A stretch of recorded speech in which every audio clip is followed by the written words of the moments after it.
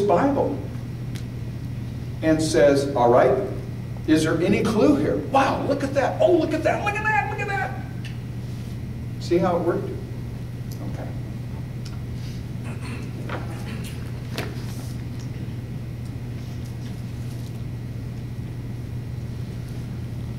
One of the themes in the passage that John has from last Sunday as well is the kingship of Jesus. The original charge against Jesus is he made himself out to be a king. Pilate questions Jesus, and we have the whole conversation about, are you a king? Well, if my kingdom were of this world, a question of origins, my kingdom isn't, Jesus' kingdom isn't of this world, it's of heaven, but it's in the world. So they have that conversation, and Pilate says, there's no political charge against this man. But Jesus does say, I am a king, but not the way they charge me.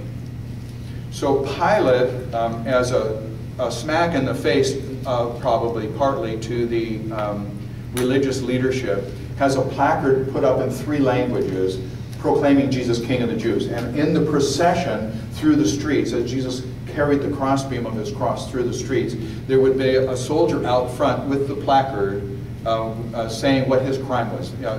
This is Jesus of Nazareth, King of the Jews, in 3 languages. The language of empire, Rome, Latin. The language of philosophy and the common language of all the people everywhere, Greek. So you might come from a country that spoke Aramaic or some version of Persian or Arabic or whatever, but everybody spoke Koine Greek. So the language of empire, the language of literature and philosophy, and the language of the common people, and Aramaic, the language of Judea, of God's people, the Jews. That's the language Jesus spoke. He did not speak Hebrew. He spoke Aramaic. So Pilate has covered the bases proclaiming Jesus king. And of course, whatever Pilate meant by it, we aren't entirely sure. But we know what it means. John knows what it means. The church knows what it means. Pilate, whether he meant it or not, got it right. Jesus really is king. He's not only king of the Jews, he's king of the world, of the universe. So that's there on the placard. When Jesus is buried, Nicodemus brings 75 pounds of spices. Jewish burial prescribed that it needed to be done very soon after death, and that's still the case, by the way. They wanted to get it done before having to work on the Sabbath day, and the Deuteronomic law required that bodies not be left, even those who were executed, not be left out overnight. So the Jewish custom was to get the bodies off the cross when there was a crucifixion. And that's why there were a couple of reasons. They had the legs of the 2 criminals with Jesus broken.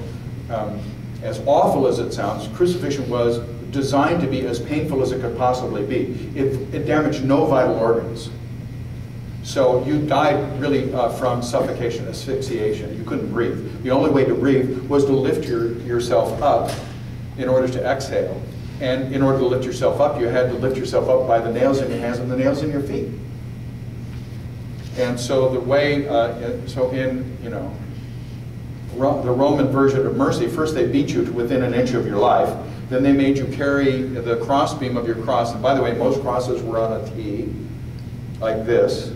And you carried the crossbeam through the streets. You could never have carried a 9-foot cross, especially not after being beaten, through the city streets. And the placard out front. So one of the things to do to hasten your death, another Roman mercy, was to come by and break your legs. Now, what the Romans normally did was leave you on the cross until you just died. And sometimes it went on for days. And many people who were crucified died raving mad. And I'm sorry, this is really dreadful to say, but just so you'll know, I mean, the Romans were stunning at inflicting suffering. I mean, birds of prey would literally come before you died and peck out your eyes and all kinds of horrible stuff. So, I mean, and then the Romans left you on the cross, and then when they eventually took you down, they just kind of threw you aside, and the birds of prey and the dogs and stuff would come and carry away your parts. The Jews had laws about stuff like this that were vastly more humane, and also, by the way, vastly older, 1,000 years older or more.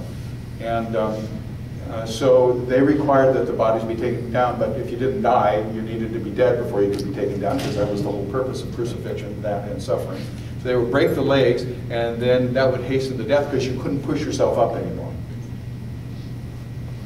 And of course, there's all the mental trauma and shock. But when they come to Jesus, his legs don't need to be broken because he is already dead. But when they take Jesus down from the cross, and he's buried and, in a timely way, and he's buried with 75 pounds of spices, well, that's enough spices to bury a king. John knows that. And so Jesus is buried in, not only in accordance with Jewish custom, but he is buried in a kingly way. So the theme of kingship runs throughout, including in subtle, kind of under the surface parts of the story.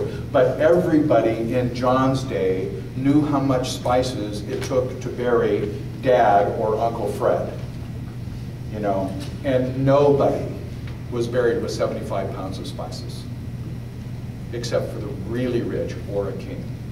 And that's just a continuation of that theme. The next thing to talk about a little bit is the gambling for the garment. John is very careful about the language that he picks about all of this in order to make sure that we know that he's referring back to Psalm 22. Every Jew pretty much wore 4 or 5 pieces of clothing, a turban on their head, sandals on their feet. We're not sure whether Jesus had sandals on or not, and an outer garment and an inner garment. The outer garment was a cloak, and that's what you always see, you know, kind of Jesus or somebody, you know, throwing the robe over their shoulder. That's what kept you warm at night.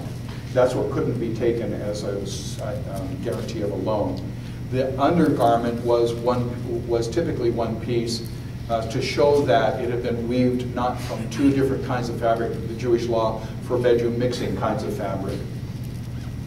Interestingly enough, the garment worn by the high priest was seamless. It was woven top to bottom as one piece of fabric. And I guess if you know how to weave stuff, you can figure out how to do that. I don't have a clue.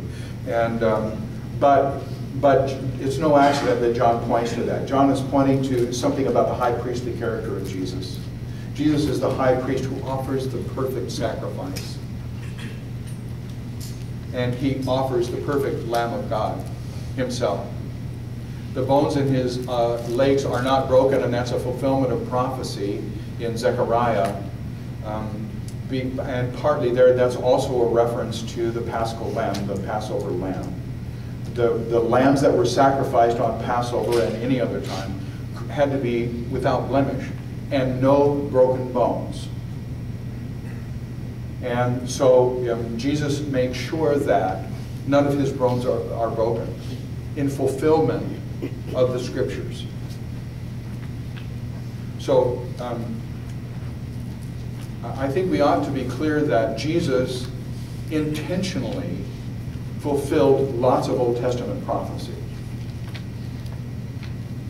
but intentionally did not fulfill people's messianic expectations that weren't in line with his mission from God. But Jesus intentionally fulfilled messianic prophecy when he rode into Jerusalem on a donkey. That was on purpose. Jesus intentionally celebrates his last Passover with his disciples and sets it up as a remembrance of his death on the cross. This bread is my body broken for you. This cup is my blood. He changes the meaning from what they had been in the Passover to what is going to happen the next day. He changes the meaning of the Passover. And he does that on purpose. David, you have a question? Okay. So the garment is